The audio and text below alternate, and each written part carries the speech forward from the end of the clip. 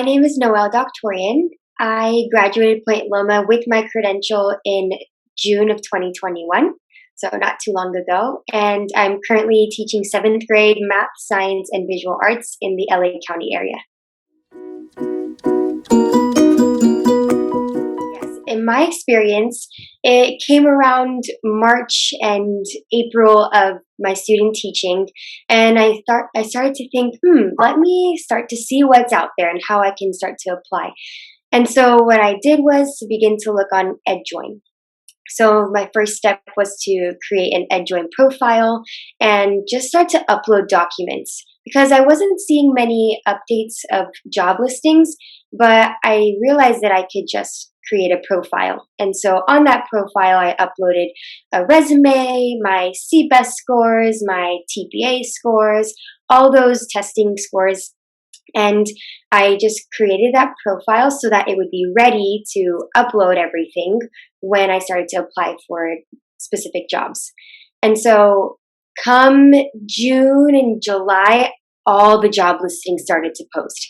And so I had my EdJoin profile set. So all I really was doing was uploading to every single listing. So that process was grueling in the sense that at first, there weren't many listings, and so it was a bit discouraging. But come June and July, there were some. So really to be patient and to see that the process is quite lengthy, but it'll come in time. And so a lot of patience was a part of that process. So come June and July, I was uploading everything, and I ended up finding a job where I went to interview. So it started from that EdJoin profile all the way a couple months to finding some listings and going to an interview.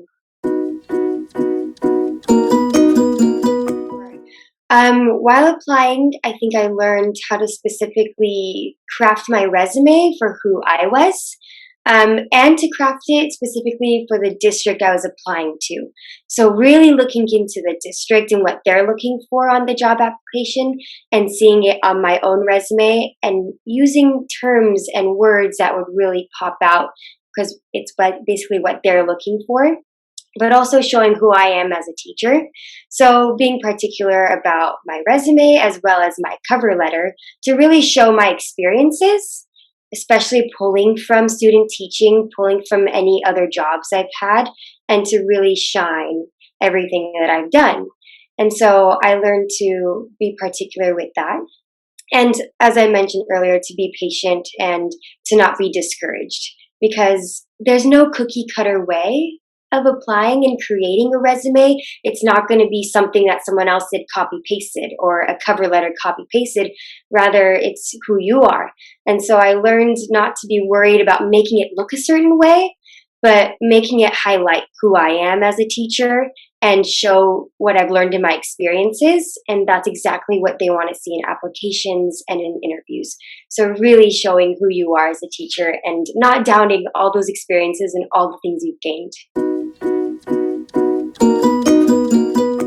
Once you get that interview, I remember looking specifically at the location of the school as well as the district. So I was looking at demographics, what area I was working in, if it's a Title I school, what sorts of students will be there, to really understand the community I was applying for, because it's not just any school or it's not just any teaching position. It's going to be catered towards the students who are in that area, in that neighborhood.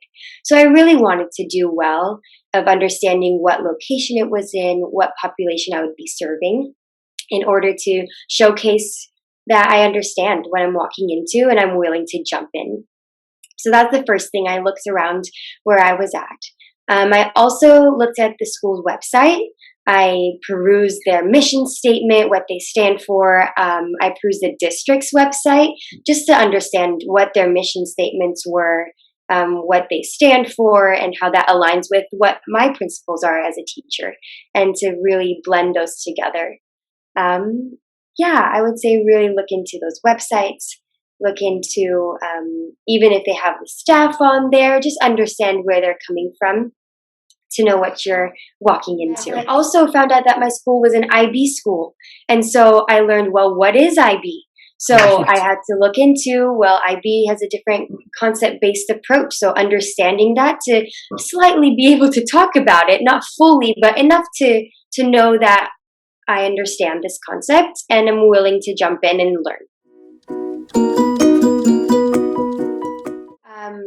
After I applied, I got a call from the principal inviting me to the interview, and I showed up that morning and there was a seat to sit in. So I sat down in that seat and I didn't know what to expect, but out came someone from inside and they brought over a sheet of paper. They said, here are the questions we're going to ask if you want to peruse, which was very kind of them because I didn't know if I was going to get any questions, if I was going to go off on the fly. So in my experience, I was given a piece of paper and I started to read through the questions just to get some ideas of what's going to come ahead.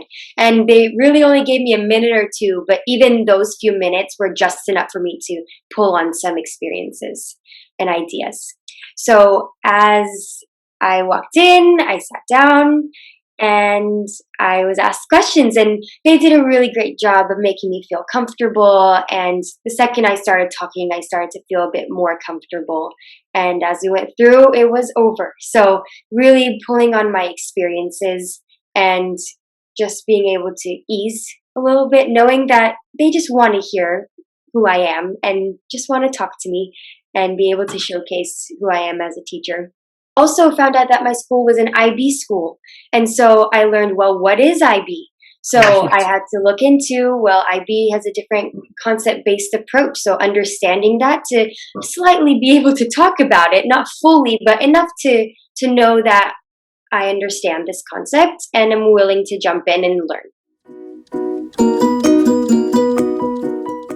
The principal was there, as well as the IB coordinator, which is like the vice principal at our school. My partner teacher, so my position was for math and science, so the history and English teacher was there.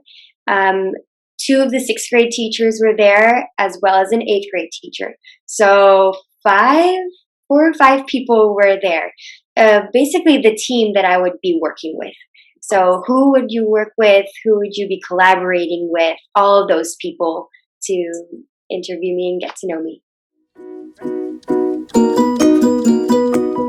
One thing I would say is to have confidence, because coming out of college, I remember thinking, oh, I don't have much experience. They're going to definitely take someone who's got more experience than me, more years under their belt. I'm just this little kid who's just graduated. Why would they take me? I have no experience. But really, you do have experience, because I was pulling on that student teaching. I mean, at one point, you're fully the teacher in the classroom. So that was full enough experience, as well as I subbed a little bit after student teaching, pulling on all of those experiences. I taught a little bit over the summer. Any bits of experience gives you that confidence to show that you are qualified. And so I would say go in with that confidence, knowing that you have thought through everything, you have this passion, and now's your time to just show it to them and to not be worried about fumbling over words and being concerned about phrasing things correctly, but just showing that you have this passion and to be confident in what you know and what you carry. Another piece of advice would be to show your passion for teaching rather than trying to be all fancy with the terms, throwing like those buzzwords out. I would say really show that you care and that this is your calling and that's what you're there for. And that will shine through any lack of terminology or wanting to be very official, but to just show that you've got this passion and you're willing to learn and you're ready to jump all in. One thing my principal said was, I could tell in your interview that you are, yes, you're new to the field, but you are so ready to learn and to jump in. And that's what we look for. We want someone who's willing to learn, willing to grow and make mistakes and take risks. And you showed that in your interview that you're ready. So I would say, don't be afraid, just jump in and show that you're willing to learn and grow. Asked about differentiation. a couple of different ways. So they asked, tell a time where you differentiated and how you did that for different groups of students. So I pulled a specific lesson I did during student teaching, and I specifically talked about ELs. And then I talked about how I differentiated for gifted students, and then how I differentiated for my students in the middle. So I pulled specific examples. So now is the time to be specific. To say I use sentence starters for my ELs. And for my gifted students, I had a challenge question ready. So I pulled on those specific examples. So differentiation was a really big one for them, especially with the population that I was working with. The second question was about how technology is used in the classroom and how I personally use it. And so that was perfect because in nowadays COVID and everything's online. And so I talked about how in my student teaching, I use Pear Deck as a resource, and how I use Mentimeter, different resources to use technology in the classroom. And I elaborated on how it's a great way to use formative assessments to track what students are doing and be able to adjust my teaching in the moment. So highlighting how technology is very useful.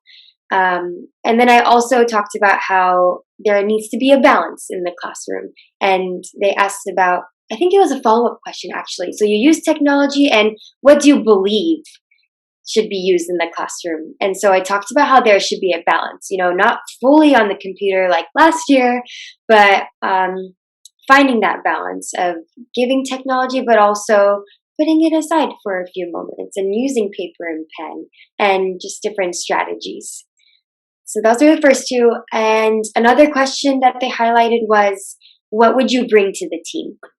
Who are you going to be on our team? Because they call it Team Maxwell. Who will you be?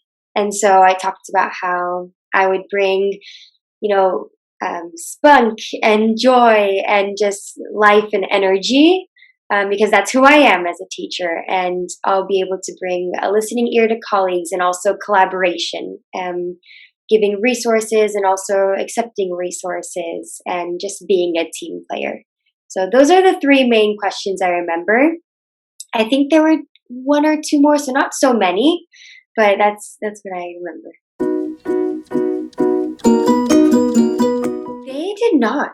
Oh, okay. That's a good question. They didn't ask me, but I think if they did, I would have asked about what collaboration looks like.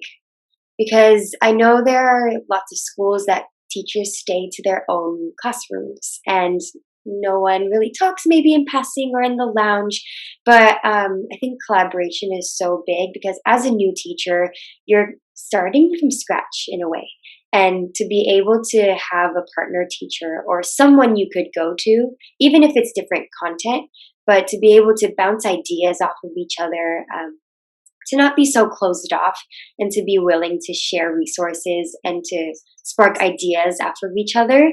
I think I would have asked about what collaboration looks like and how everyone works together. Sure. So I finished my interview, and the next morning I got a call from HR. So that initial offer was from HR, the representative from the district, and she called to relay my response to the principal. So the first person was HR, and actually I was so nervous. I said, "Can I please think about it?" And she was like, "Well, you got the job." And I was so nervous. I couldn't believe I got it. And she was like, take a second, call me back when you're ready. And of course I wanted to accept it. I was just processing it. So she was very kind, and like 20 minutes later I called back. I said, "Of course I'll take the job." So HR, followed by the district superintendent was a part of it as well, but I didn't meet him. So it was a few emails welcoming to the district, and as well as some assistant superintendents that welcome you as a new teacher. After accepting the job, there was a bit of a gap before jumping in, and then I was given some dates for new teacher orientation, as well as going on site. And so before doing all that, I had to get clearance, fingerprinting clearance, and all those sorts of things. So I made sure I did that. Signing my contract, that was surreal to go in and make it official. So signing and fingerprinting, and then I was given the clear to go get my keys. And I got my keys and I was able to go into the classrooms. So I was hired on. New teacher orientation was where I got to go in and I met all the other new teachers in the district as well. They gave us our computers. They had a couple of banks come in and talk about savings, and they had the insurance companies and benefit company come in as well and talk about benefits and what that looks like. And having a first real job, that was very helpful for me to know and understand what that's all going to look like in the professional world. So that was helpful. And I also got to meet superintendent as well as some of the assistant superintendents there too. Actually planning on emailing the principal as well as writing a handwritten letter to drop off at the school to all of the people who were in the interview, just to thank them for the opportunity. Because even if I didn't receive the job, it's an experience that I get to carry on to another interview and to see what different schools are like, what different teachers and principals are like. So I wanted to express that gratitude and say thank you for having me and giving me that experience. And then directly emailing the principal to thank the principal for even giving me an opportunity and a chance. So noticing the team and appreciating them as well as the principal for the opportunity.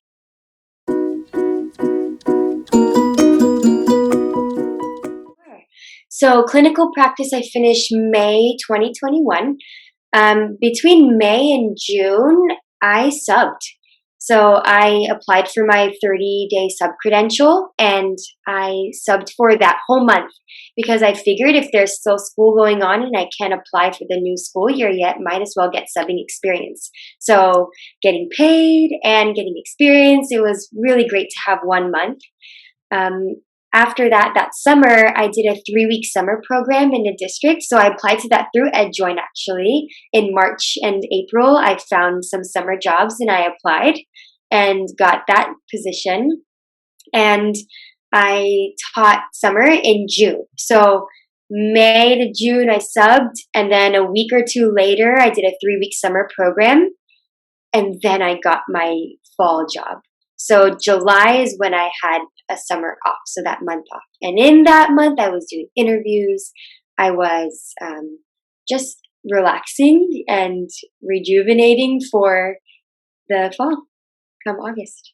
100%, I would say to do it because really to sub, you're going somewhere new every day and you're going to a different classroom every day, a different grade level, because you're not quite sure what you like yet. Being so new to the teaching profession, I explored a couple grades during field work and student teaching, but substituting really gave me the opportunity to try a different grade level every day. So one day I was in 4th grade, another day I was in kinder, another day I was in 3rd, and then I was in 5th.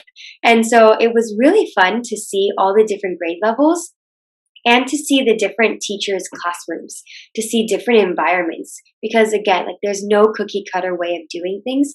And to see all those different classrooms and the different school sites, just to be exposed to such different places, gave me an idea of, I would maybe take this on, or I would do something a little different than this teacher. But to be able to see it all was very helpful. So I would say 100% if you have the opportunity to sub, even if it's a long-term sub position, just to take it and to say yes and to do it, because I learned so much from it. During my subs that I talked about behaviors and how I would handle different behaviors. And so even that 1 day experience, I pulled on for my interview.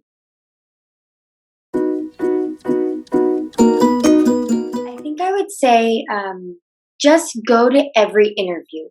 At one point, I saw a 7th grade opportunity and I almost didn't go to this job interview because in my mind, I was thinking 4th and 5th, and I'm not going to go any higher and I'm not going to go any lower. So my advice would be to really be open-minded because really the Lord can put you in the place where you belong. And I didn't know I belonged in seventh grade. So if I didn't go to this interview, I wouldn't have this job now. And so I would say go to every interview. Even if you don't get that job, it'll give you that experience for another job. And maybe the principal will know someone and connect you somewhere else. So really you're networking and you're getting that experience, getting your name out there and just exploring this new world of teaching. So I would say have an open mind and just say yes. Every yes matters, and if it doesn't work out, you learn something and you move forward. To give yourself grace and allow yourself to make mistakes.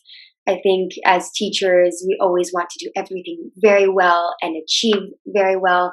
But if I didn't fail and if I didn't make mistakes, I wouldn't become a better teacher that I am every day.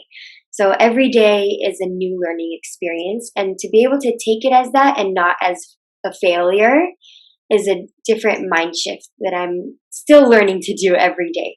To know that those mistakes are what are shaping me to be the teacher that I want to be and that I can be.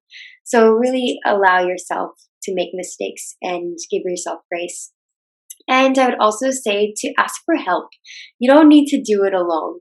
There are so many advisors and mentors that I've reached out to from Point Loma, some wonderful professors that I had that still are willing to journey alongside me, which I'm very grateful for. And also to ask more seasoned teachers in your job. Ask the teachers what they do. Don't try to reinvent the wheel. If someone has experience, draw on that experience and be willing to learn and ask for help. Don't do it alone because it could get very tiring and exhausting, and these teachers want to help you and want to be a part of that journey. So yeah, I would say be gracious to yourself, ask for help, and don't burn out, because burnout happens and work will always be there. It's not going to go away. And the teaching profession is one where you bring home work and you go to work and it's work and it's 24/7 work. And so I've made it a rule to not work on Saturdays. That's just my experience and my personal decision. And so that seventh day, that last day, I give myself the day to just recuperate and to just take a breath so that I could continue, because I didn't want to burn out and extinguish that passion. And that could be extinguished like this just from overworking yourself. So whatever rhythm you find a rhythm that allows spaces to breathe and to find the joys in life so that you can continue that passion to teach. Thank you so much for having me, and just to be able to come back to Point Loma and give advice to students I was there a year ago. So just to say you can do this, don't give up, don't be discouraged, especially with discouragement around you, but keep going and don't let that passion die, because you are called to do this.